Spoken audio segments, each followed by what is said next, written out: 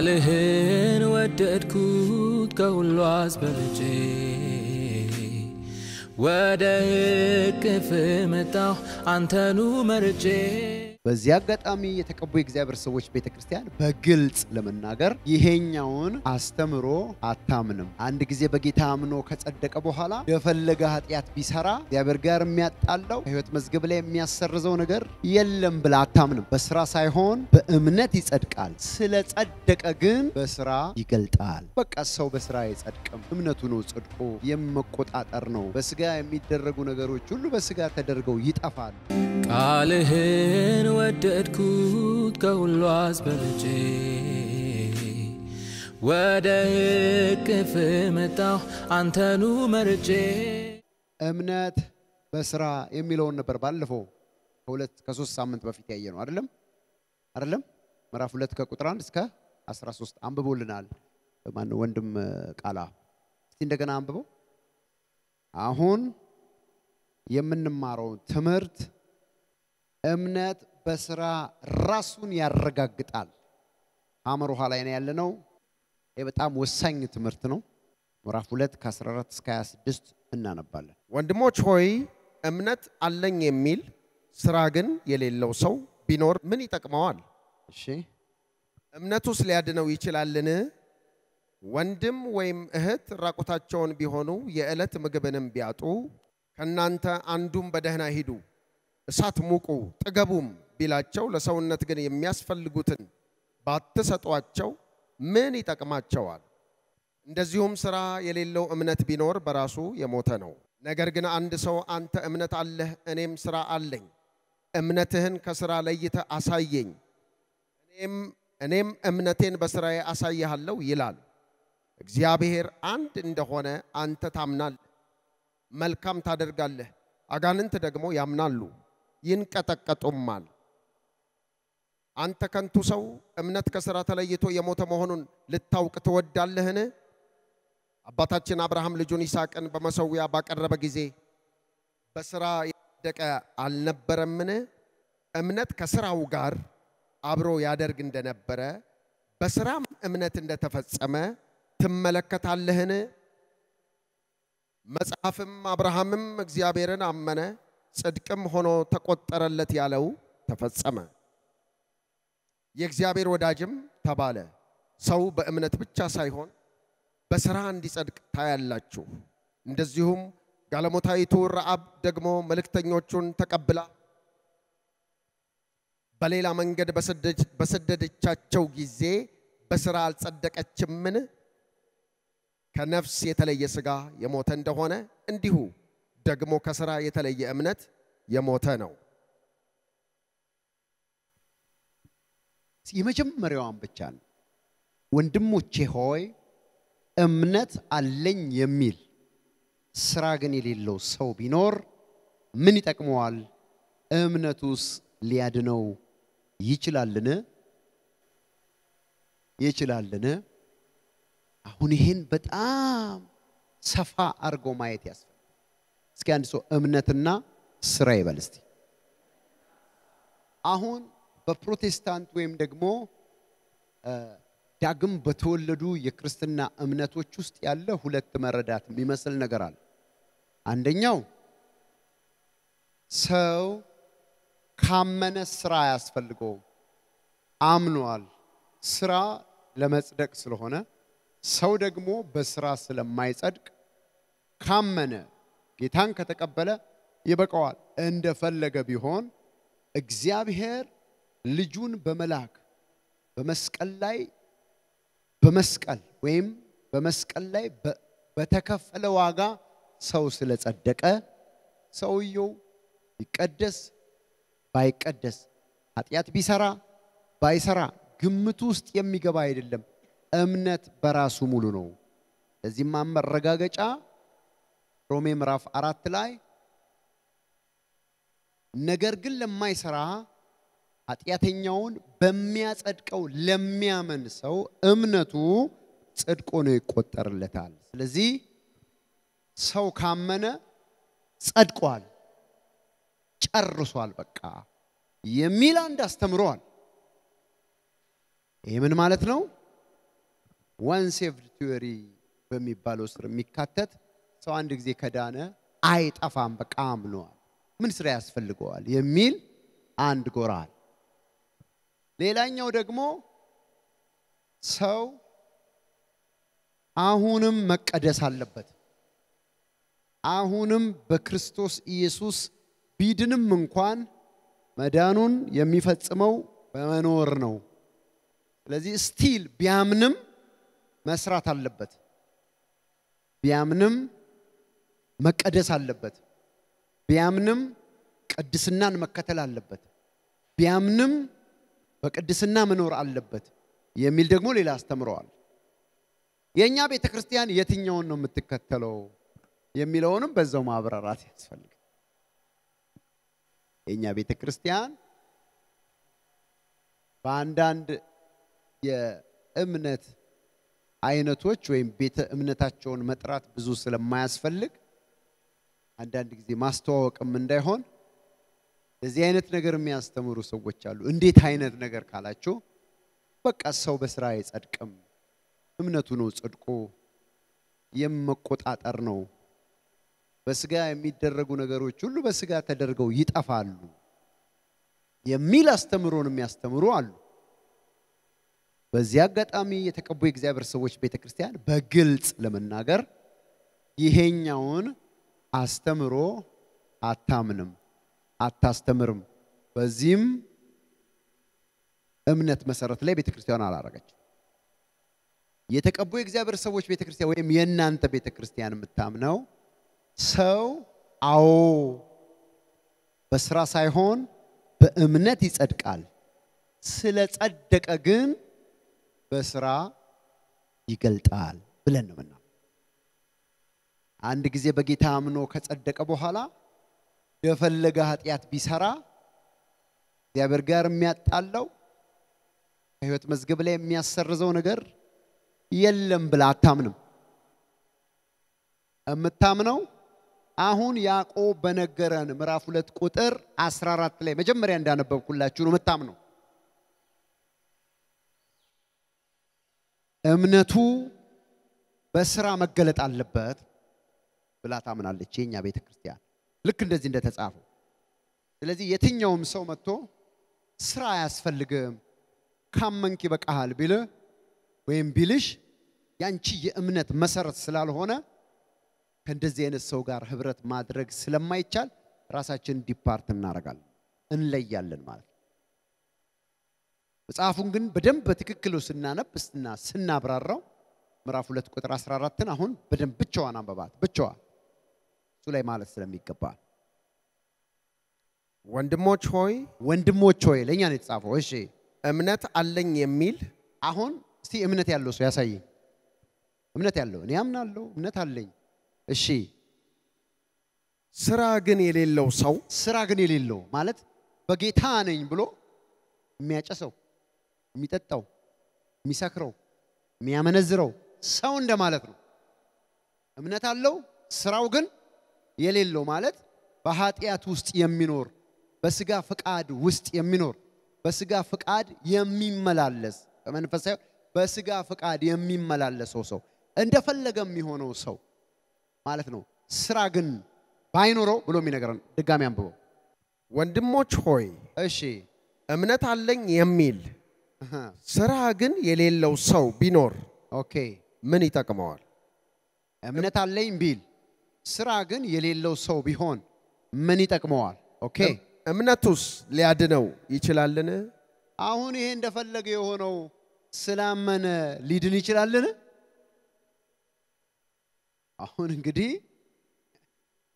ለእንደዛ አይነት አስተማሪዎች ነው ምን ጠይቀው ሰው እንደፈለገ በኃጢያትና በእርም ኖሮ እርኩሰትን ያደረገ እየኖረ በጌታ ነኝ ቢልና አማኝ ነኝ ቢል ሊድን ይችላል ወይ ብሎ ጥያቄ ምልክት አረጋ ይሄን ነው የምንመልሰው አሁን እምነትና ስራ ተነጣጥለው የሚታዩ ናቸው ወይስ አንድ ላይ መሄድ የሚገባቸው ነገሮች ናቸው የሚለውን ነው ከ14 ጀምሮ እስከ 26 የሚነግረን ያዕቆብ በመጽሐፉ ላይ እሺ ቁጥር 15 እናንብበው ምን አለን ወንድም ወይም እህት ራቁታቸውን ቢሆኑ የዕለት ምግብንም ቢያጡ ከእናንተ አንዱም በደህና ሂዱ እሳት ሙቁ ጥገቡም ቢላቸው ለሰውነት ግን የሚያስፈልጉትን ባትሰጧቸው ምን ይጠቅማቸዋል?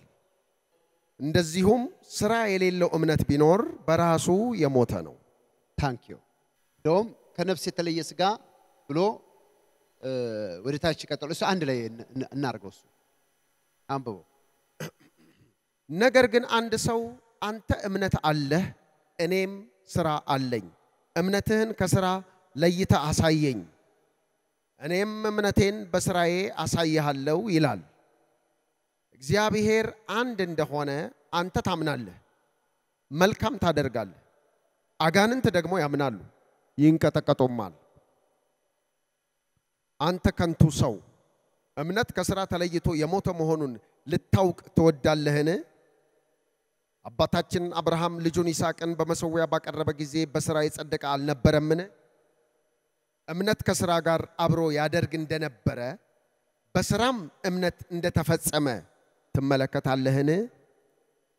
መጽሐፍም አብርሃምም እግዚአብሔርን አመነ ጽድቅም ሆኖ ተቆጠረለት ያለው ተፈጸመ የእግዚአብሔርም ወዳጅ ተባለ። ሰው በእምነት ብቻ ሳይሆን በሥራ እንዲጸድቅ ታያላችሁ። እንደዚሁም ጋለሞታይቱ ረዓብ ደግሞ መልእክተኞቹን ተቀብላ በሌላ መንገድ በሰደደቻቸው ጊዜ በሥራ አልጸደቀችምን? ከነፍስ የተለየ ሥጋ የሞተ እንደሆነ እንዲሁ ደግሞ ከሥራ የተለየ እምነት የሞተ ነው። ታንክ ዩ አሁን ስሙ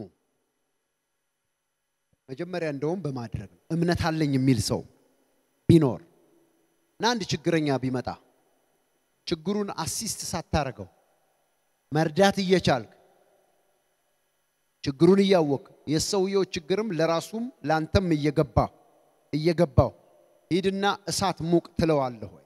አንተ አማኝ ሆነ ይልቁንም የሚያስፈልገውን ነገር ተሰጠዋለህ እንጂ አለና ከዛ ከሥራ የተለየ እምነት የሞተ ነው። አሁን ምን አይነት እምነት ነው ያለ?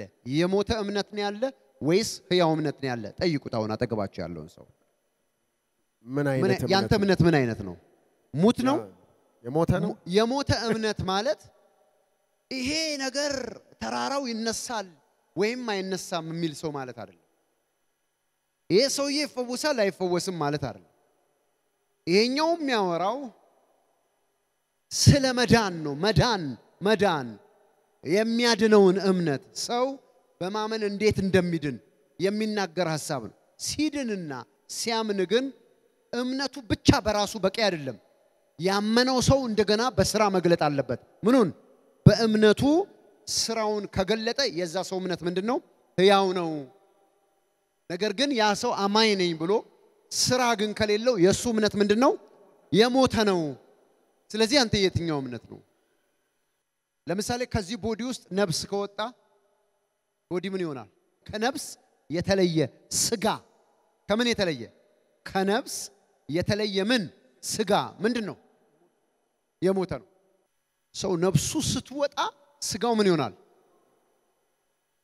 ሥጋና ነፍስ ስላሉ ነው ቁጭ ብለህ የምትሰማኝ በዚህ ፍጥረታዊ ዓለም ላይ ያለው። አለበለዚያ ከዚህ ፍጥረታዊ ዓለም ላይ ትባረራለህ። እዚህ ፍጥረታዊ ዓለም ላይ ሥጋ የሌለው ሰው መኖር አይችልም። አሁን እኔና እናንተ እዚህ ጋር ቁጭ ያልነው ሥጋ ስላለን በሥጋው ስላለን ከዚህ ሥጋው እስከወጣን እዚህ ዓለም ላይ አልተፈቀደልንም። ይወስዱና አፈር ውስጥ ያስገባዋል። አንተ እዚህ የለህ መኖር አይፈቀድም። አጠገባችሁ እስቲ ያለ ሥጋ መኖር አይፈቀድም በሉት። ያለ ሥጋ መኖር አይፈቀድም። ስለዚህ ሥጋህን ጠብቅ በሉት። ስለዚህ ሥጋህን ጠብቅ። በነገራችን ላይ ሥጋ የሚጠበቀው ቆይ ስለ ሥጋ መጠበቅ ሌላ ጊዜ ያስተምራሉ። ሥጋ መጠበቅ አለበት። ሥጋ አደራ ነው ላንተ ለራሱ። ጀንክ እያበላው እንደ ጆንኮ በ32 ዓመቱ ልትገለው ሁሉ ትችላለህ። ሥጋ የሚጠበቅ ነው። ከእግዚአብሔር ቀጥሎ አንተ ነው የምትጠብቀው። አሜን ነው።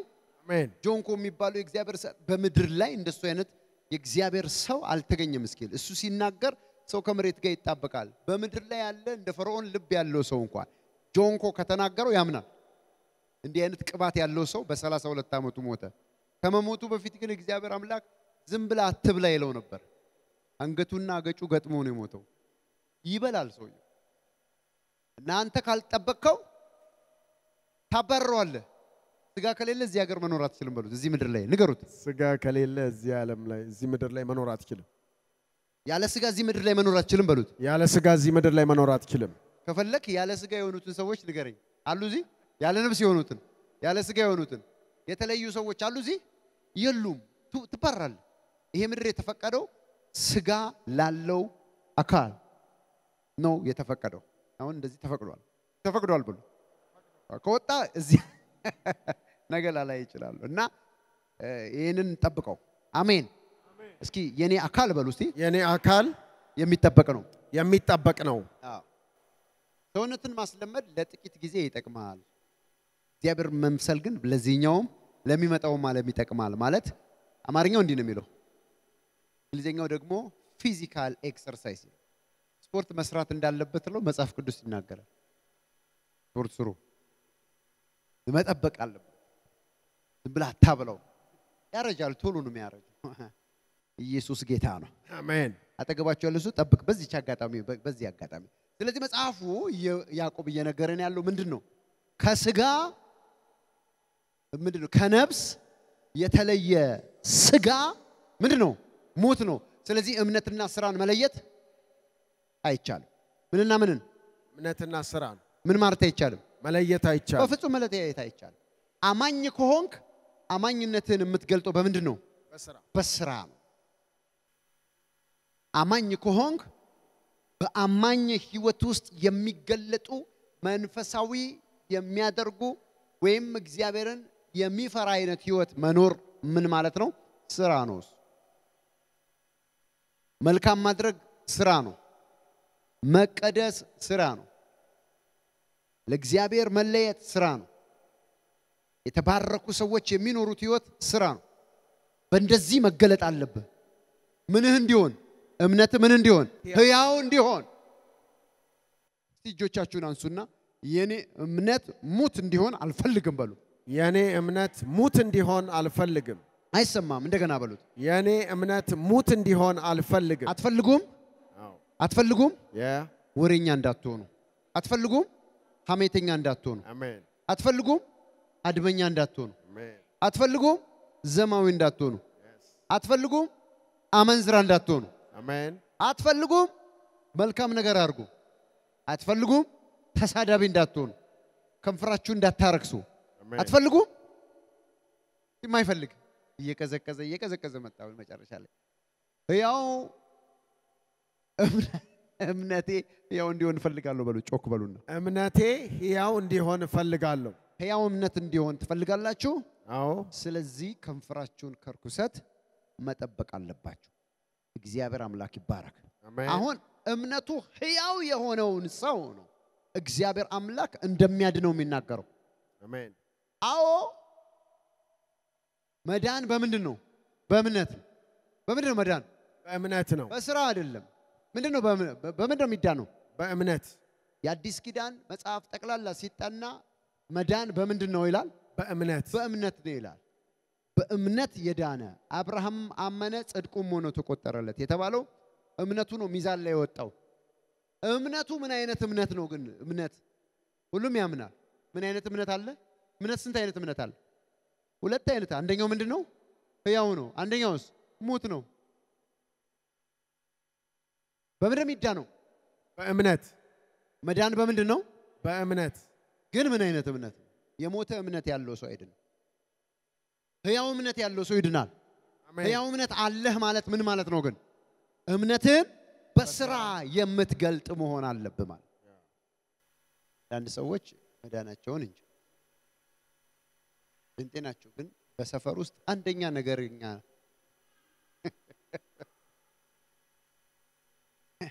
አንደኛ ናቸው በነገር ከመፈለጋቸው የተነሳ በጠዋት ተነስተዋል አንድ ሰፈር ዝም ብሎ ሲል ምን አልክ ብለው ይወጣሉ አሉ እንደዚህ የሚሉ አሉ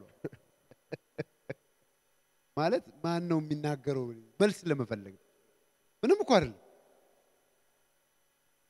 በጠዋት ተነስተው የሆነ ነገር ይደፋሉ አሉ የሆነ ሰፈር እንደዚህ ስም አልጠቅስም አንድ ሰው ይደፋሉ እዚህ ይደፋሉ የሚደፉት ራሱ አውቀው ነው ሰው በር ላይ ጴንጤ ናቸው። ሰው በር ላይ ማን ነው ብለው ይወጣሉ። ከዛ በኋላ ማንም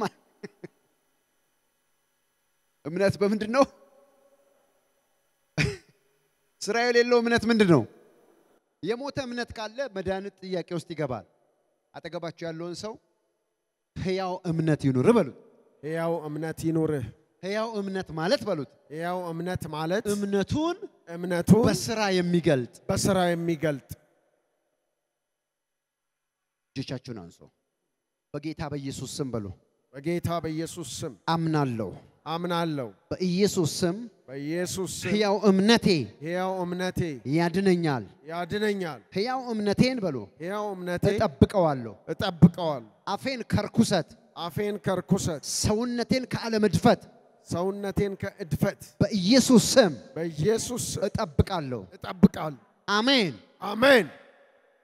ነውር የሌለበት አምልኮ ባለፈው ስናይ ምዕራፍ 1 ላይ አይደለም? 27ኛው መጨረሻ ምዕራፍ 1 ነውር የሌለበት ነቀፌታ የሌለበት አምልኮ ሰውነትን ከዚህ ዓለም እድፈት መጠበቅ ነው። መቀደስ ራሱ አምልኮ ነው እያለን ነበር። ያዕቆብ በጣም ስለ ላይፍ በደንብ ነው የሚናገረው ከሁሉ መጽሐፎች። በተለይ እምነትና ስራን አገናኝቶ አንዳንዱ መጽሐፍ ሲጻፍ በጣም እምነትን በጣም አጠጋግተው ለስራ ብዙ ኢንፈሳይዝ ያያል። አንዳንዱ ደግሞ ስለ ስራ በደንብ ተናግሮ እምነትን ያዕቆብ ግን ሲጽፍ እምነትና ስራን እንደዚህ አድርጎ ነው ያሳየው።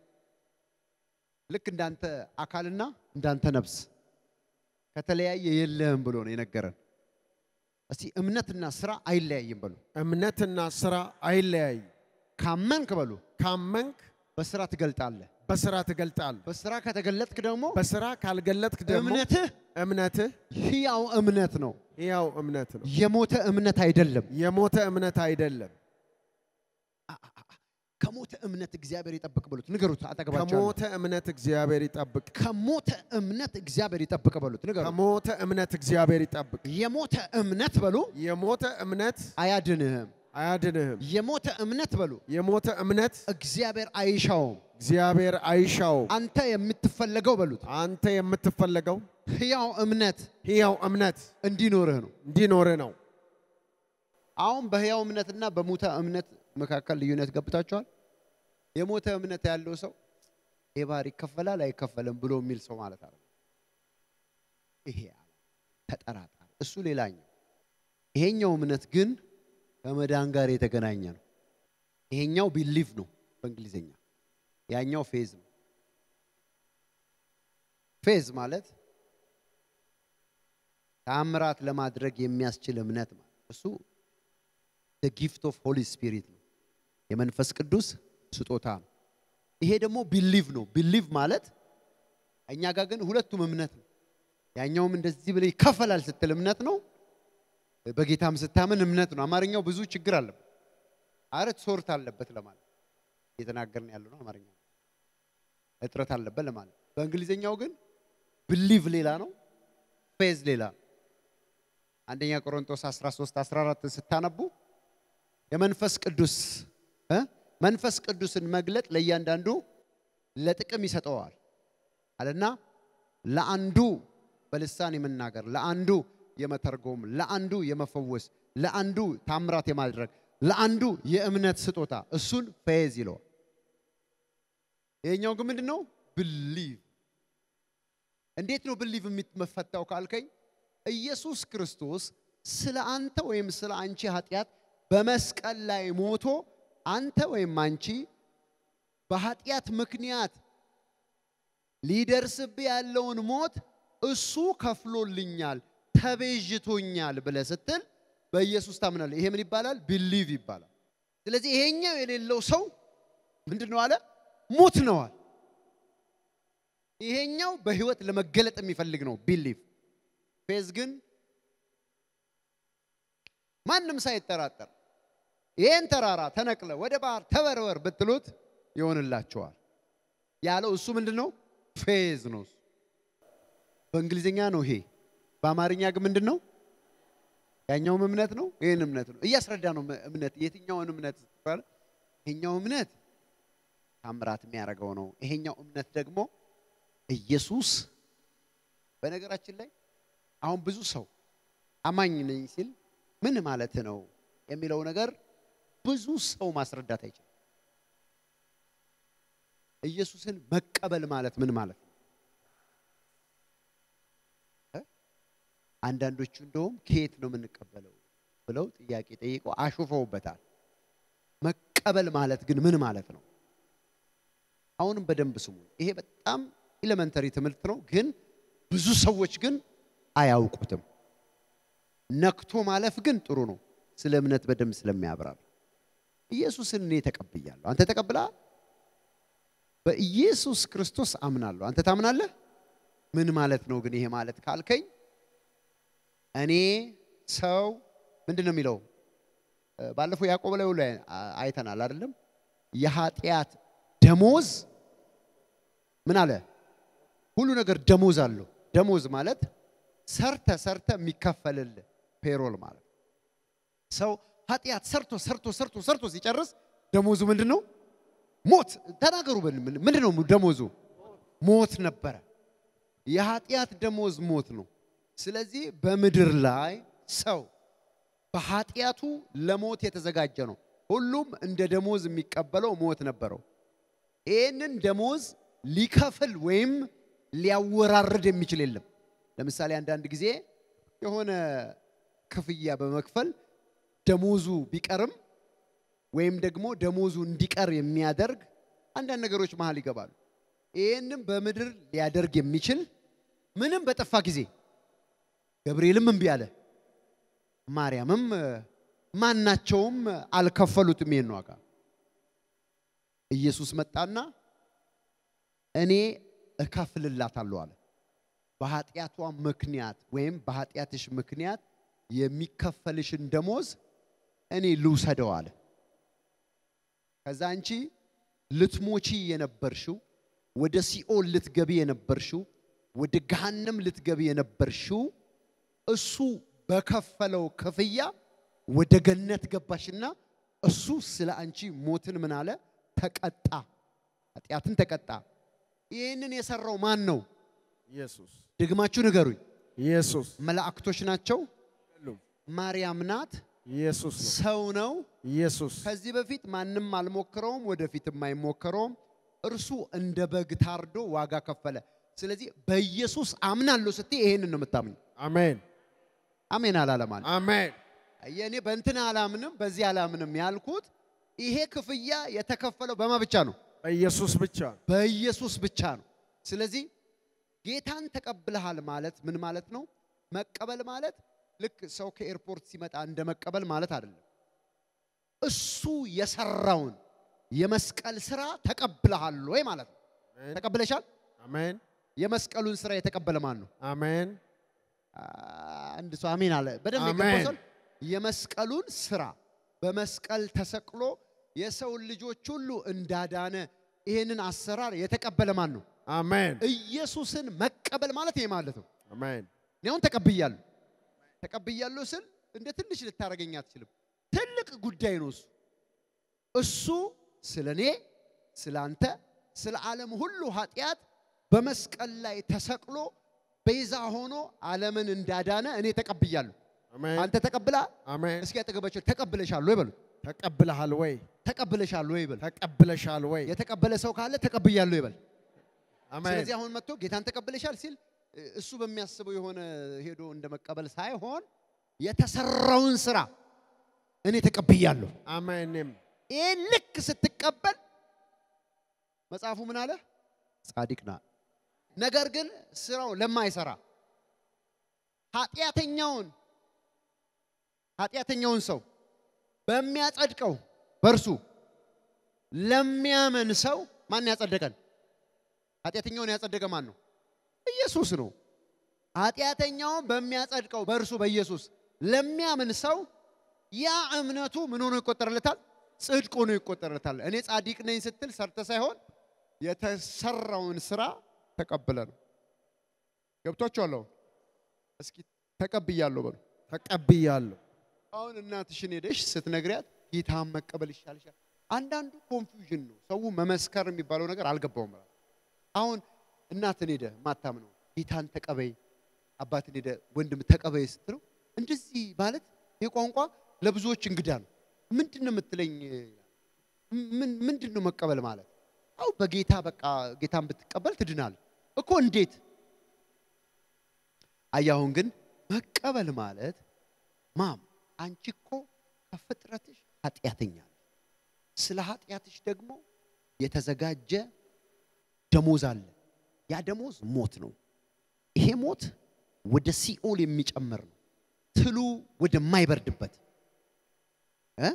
እሳቱ ወደ ማይበርድበት ወደዛ ሞት ነው የምትሄጁ መጨረሻሽ እሱ ነው ድንግጥ ያረጋል ነገር ግን ይሄንን ኃጢያትሽን በዚህ ኃጢያት ምክንያት እዛ እንዳትገቢ የሚያደርግ አዲስ ዜና ነው ጉድ ኒውስ ምን ነው እዚህ ነው የምስራች ምን ነው የምስራቹ ደግሞ ምን ማለት ነው ወንጌል ማለት ነው የምስራች ወንጌል ማለት የምስራች ይሄ ነው እሱን እኮ ልክ እንደዚህ እዛ ውስጥ እንዳትገቢ የሚያረግ ሌላ አሰራር አለ እግዚአብሔር ያመጣው ምንድነው ስትልሽ ይሄ አንቺ በኃጢያት ምክንያት እዛ ሲኦል ውስጥ ልትገቢ ነበር እዛ ውስጥ እንዳትገቢ ግን ይሄንን የመግባት ዕዳ ደሞዝ የከፈለ አንድ አለ እሱ ስሙ ኢየሱስ ይባላል አሜን በሱ ብታምኝ እኮ አንቺ እዛ አትገቢም ስለዚህ ተቀበይ አሁን የውሳኔ ጉዳይ ነው በደንብ ገብቷታል አሁን እሺ ማለትና ያለ ማለት ጉዳይ ነው እንጂ በደንብ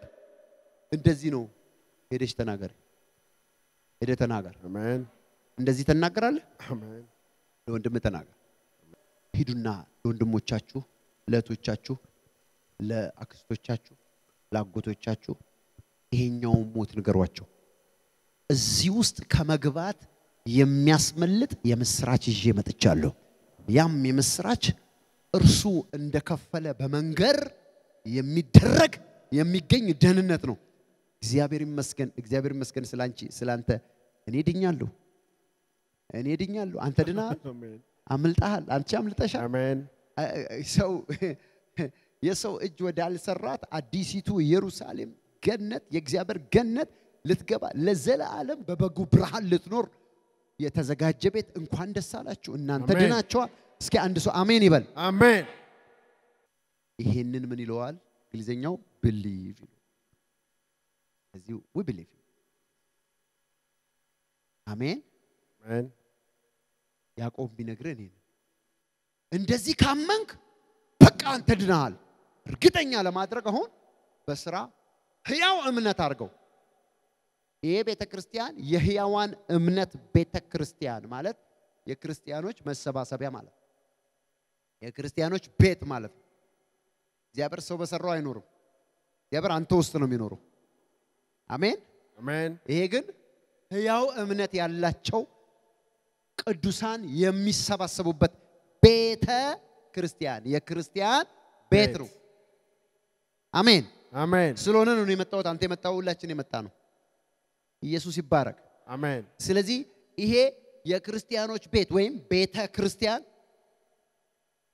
ምን አይነት ቤት ነው ህያዋን ወይም ህያው እምነት ያለባቸው መሰባሰቢያ አሜን ወይም ደግሞ በሌላ አባባል ህያው እምነት እንዲኖራቸው ከሞት እንዲያመልጡ ወደ ሞት የሚጋዙ ሰዎች የሚተርፉበት ቤት ነው አሜን አሜን አሜን አሜን እንኳን ደስ አላችሁ አሜን ከስራዬ የተለየ እምነት ምን ያለ ነው የሞተ ነው እናንተ ምን አይነት እምነት አላችሁ ህያው ይሆነ አይሰማም ህያው ይሆነ ምን አይነት እምነት አላችሁ ህያው ይሆነ ህያው እምነት ማለት ምን ማለት ነው እምነቱን በስራ የሚገልጥ አሁን ከ14 እስከ 26 አንዴ ለመጨረሻ ጊዜ አንብቡ ወንድሞች ሆይ እምነት አለኝ የሚል ስራ ግን የሌለው ሰው ቢኖር ምን ይጠቅመዋል አሜን እምነቱስ ሊያድነው ይችላልን በፍጹም ወንድም ወይም እህት ራቁታቸውን ቢሆኑ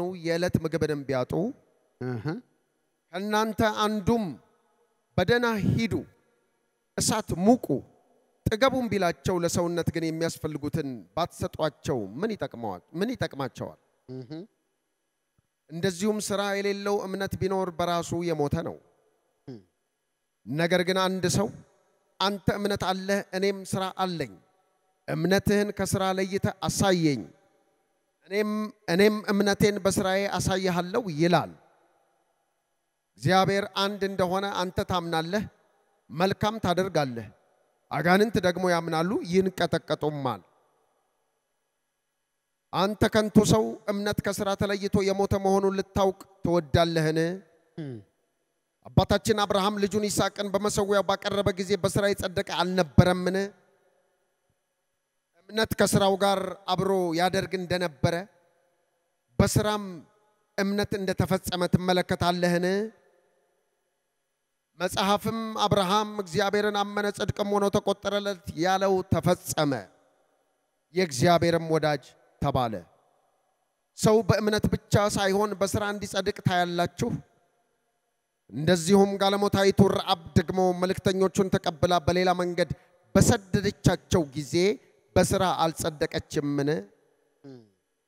ከነፍስ የተለየ ሥጋ የሞተ እንደሆነ እንዲሁ ደግሞ ከስራ የተለየ እምነት የሞተ ነው።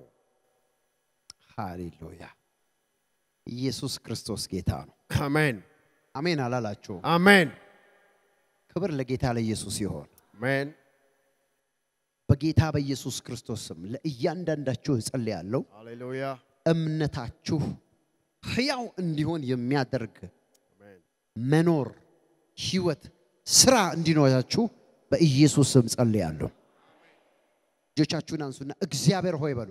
እግዚአብሔር ሆይ እምነቴ ሕያው እንዲሆን በየትኛውም ጊዜ በየትኛውም ወቅት በሉ በስራ እንድገልጠው ብዙዎችም ምስክር በኔ እንዲሆን በኢየሱስ ስም እጸልያለሁ። ለብዙ ሰው ምስክር ያደርገኛል። አሜን አሜን። እጆቻችሁን አንሱና ሕያው እምነት አለኝ በሉ። ሕያው እምነት አለኝ። ድገሙ እንደገና። ሕያው እምነት አለኝ። ድገሙ እንደገና። ሕያው እምነት አለኝ። አሜን አሜን። የሞተ እምነት የለኝም በሉ። የሞተ እምነት የለኝም። የሞተ እምነት የለኝም በሉ። የሞተ እምነት የለኝም። የሞተ እምነት የለኝም በሉ። የሞተ እምነት የለኝም። አሜን አሜን። የሞተ እምነት ያላቸው ሰዎች ምን ማለት እንደሆነ ታውቃላችሁ ማለት ነው። ስለዚህ እንደዚህ አይተው የሰውየውን ሕይወት በደንብ ቼክ ካረክ በኋላ እምነቱ የሞተ ነው ወይስ ሕያው ነው ብሎ መናገር አይቻልም? ይቻላል። ስለዚህ እግዚአብሔር አምላክ ነቀፌታ የሌለበት ሕያው እምነት እንዲኖራችሁ እግዚአብሔር ይርዳችሁ። አሜን። ስለተከታተላችሁን እናመሰግናለን። የአኖይንቲንግ ቴሌቪዥን የ24 ሰዓት አገልግሎት ከቤት ሆነው ለመከታተል የምትፈልጉ ቀጥሎ ያለውን የኢትዮ ሰዓት ፍሪኩዌንሲ ይጠቀሙ። ፍሪኩዌንሲ 11605 ሲምቦል ሬትስ 45000 ፖላራይዜሽን ሆሪዞንታል። እንዲሁም ሁሉ ጊዜ የምንለቃቸውን አዳዲስ ፕሮግራሞች እንዲደርሱ ፕሮፌት ደረሰ ላቀው ህዝባር አኖይንቲንግ ቲቪ ቻናል የሚለውን ሰብስክራይብ ያድርጉ።